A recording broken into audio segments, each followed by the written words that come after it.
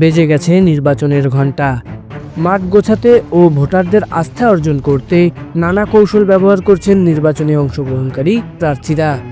উত্তরাঞ্চলের মধ্যে গুরুত্বপূর্ণ আসন রংপুর-3। এ আসনে হেভিওয়েট প্রার্থী রয়েছেন জাতীয় পার্টির চেয়ারম্যান জিএম কাদের। অন্যদিকে এবারও নির্বাচনে অংশ নিয়ে চমক সৃষ্টি করেছেন তৃতীয় লিঙ্গের স্বতন্ত্র প্রার্থী আনোয়ারা ইসলাম রানী। গত নির্বাচনে জয় না পেলেও জিএম কাদেরের নিকটতম প্রতিদ্বন্দ্বী ছিলেন এই রানী। তবে এবারের নির্বাচনের প্রেক্ষাপট সম্পূর্ণ আলাদা। নির্বাচনী মাঠে নিরাপত্তাহীনতার কথা জানিয়েছেন জিএম কাদের ও স্বতন্ত্র প্রার্থী রানী। যেহেতু দেশের মধ্যে একটা ভয়ের রাজত্ব, ভয়ের রাজনীতি কায়েম হয়েছে, তো এখানে আমি মনে করি অবশ্যই শুধু আমার না, আমারও নিরাপত্তার প্রয়োজন আছে, সেই সাথে সকল দেশবাসীর নিরাপত্তার প্রয়োজন আছে। আমরা যদি মাঠে যাওয়ার পরে যদি আমাদের ক্যান্ডিডেটকে গুলি করে মেরে ফেলা হয়, আমাদেরকে যদি এরকম কোনো পজিশনে করা হয়, তখন আমাদেরকে চিন্তা করতে হবে। তবে না হলে আমরা শেষ পর্যন্ত থাকব এবং যতগুলো ওনারা করতে চাচ্ছেন একতরফা নিজস্ব সাজানো নাটক, সেই নির্বাচন প্রতিটি কথা আমরা বিশ্ববাসীর কাছে তুলে ধরব।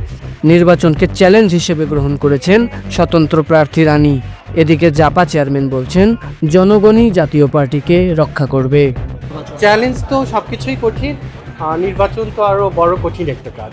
আমি সকলকে প্রতিদ্বন্দ্বী মনে করছি, সকলের প্রতি শ্রদ্ধা এবং সম্মান রেখেই বলছি, আমারও সুযোগ আছে ওনাদের মাঝখানে, আমিও পাশ করে বেরিয়ে হয়ে যাওয়ার সুযোগ আমার আছে বলে আমি বিশ্বাস করি। মানুষের কণ্ঠস্বর হিসেবে জাতীয় পার্টি সাহস করে দাঁড়িয়েছে। যতবার জাতীয় পার্টি আঘাত এসেছে, যেখানে আঘাত এসেছে সেখানে আমরা গিয়ে আবার দাঁড়িয়েছি।